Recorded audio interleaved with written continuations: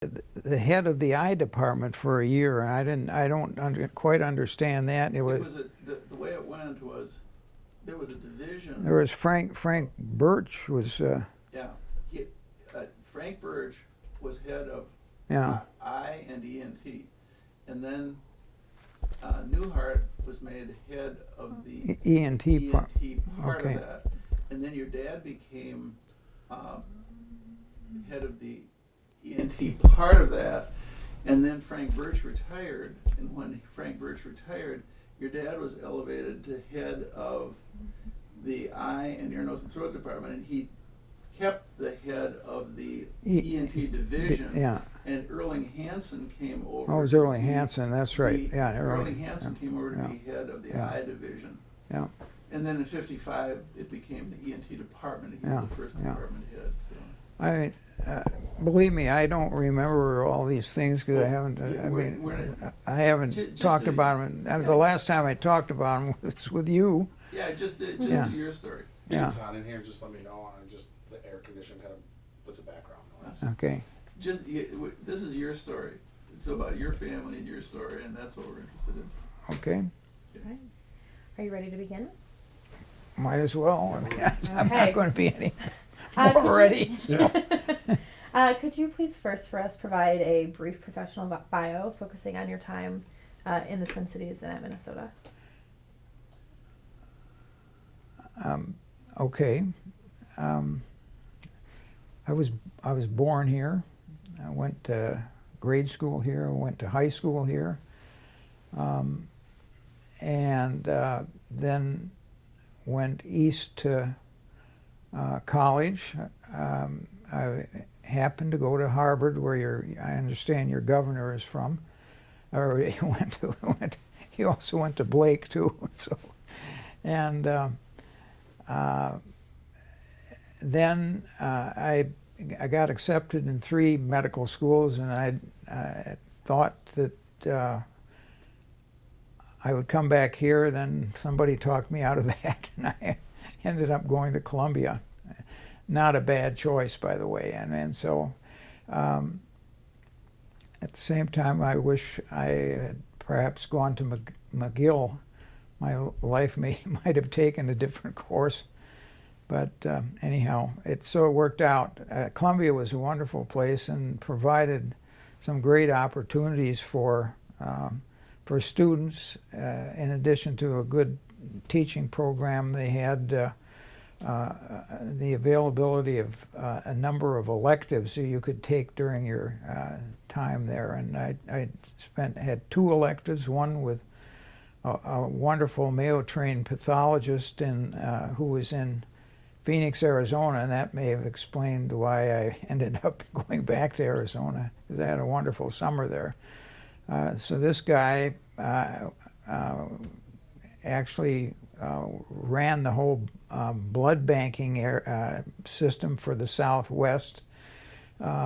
He was a very busy guy, did a lot of autopsies while we were there. We went to a couple of hospitals to do autopsies, and he went on. Actually, the other interesting thing about him, it was back then that there were no oncologists as such. I don't know whether it was especially or people developed an interest in it, but I don't know if there was any certification process.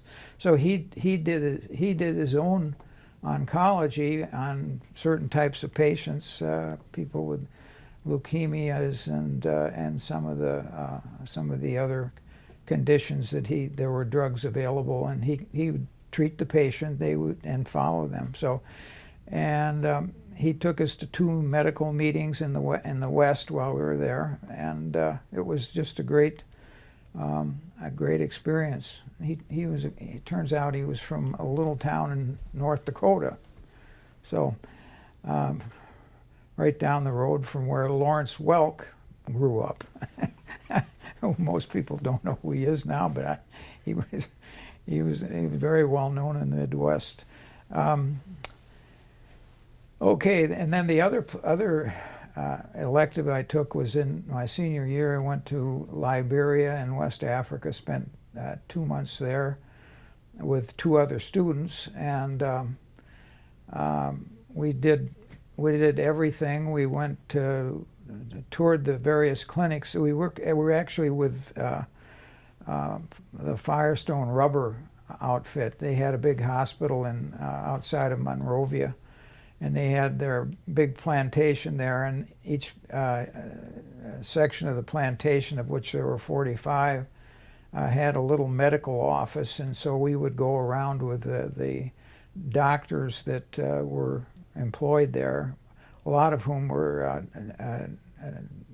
people from the Netherlands, because they had moved out of the rubber business in the East Indies and moved to Africa. So that was a great experience, and I was able to treat cases of smallpox with the doctors who ran the hospital, and also did a lot of vaccinations in these villages around peripheral to the plantation. So anyway, I graduated in 1958. I came back to the Twin Cities and was at Minneapolis General. There were 39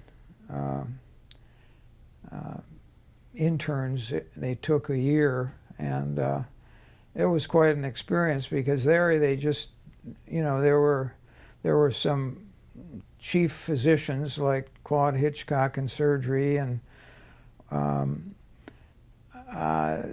but at night the residents ran the hospital along with the interns, and the residents weren't that available, so you were really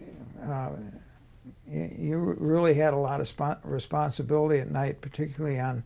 I remember being on the neurology service and admitting a couple stroke patients in the middle of the night. I hardly knew what to do with them other than to put them to bed and give them start IVs and whatnot, and try to call one of the internists who was internal medicine residents who were on one who was on call at night. So anyway, that was a year, and then I went on to Boston, back to Boston to the Massachusetts Eye and Ear Infirmary, which was a 3-year residency, and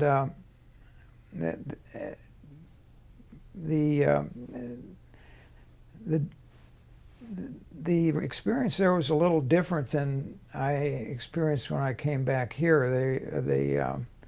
The general surgeons had a hold on part of the head and neck cancer work, and so that was somewhat limited there. I don't think I did a parotid tumor while I was there. It was all done by general surgeons, and it was very strong in the ear area. There were I had actually 3 chiefs while I was there, because it was an interim period where they were trying to get a big name person in there, or a younger person who was going to be there for a long period of time. So, but 2 out of the 3 people were otologists, and very good ones, so I got good exposure there. It was a great place to be, and the good advantage there was that the infirmary was right in the middle of downtown Boston, and when we had weekly conferences, a lot of the private people would come over for the conference, because they were at nearby hospitals, and most of the major hospitals were within probably a 1.5 mile radius of downtown Boston. So we got that aspect of training. I finished, it was in 1959, and I then was in the Berry plan and had to go in the.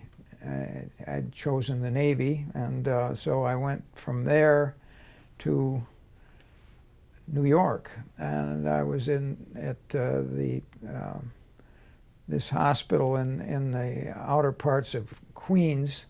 It was a 12,000 bed hospital, which was largely a bunch of Quonset huts around a large new hospital, and so obviously we didn't have this was in, as I say, in 1962. There weren't there weren't a lot of service people around to occupy all the beds, but that was the potential of the hospital. But I had a great time there. It was I was there about 9 months, and the CEO called me in and said, would you be interested in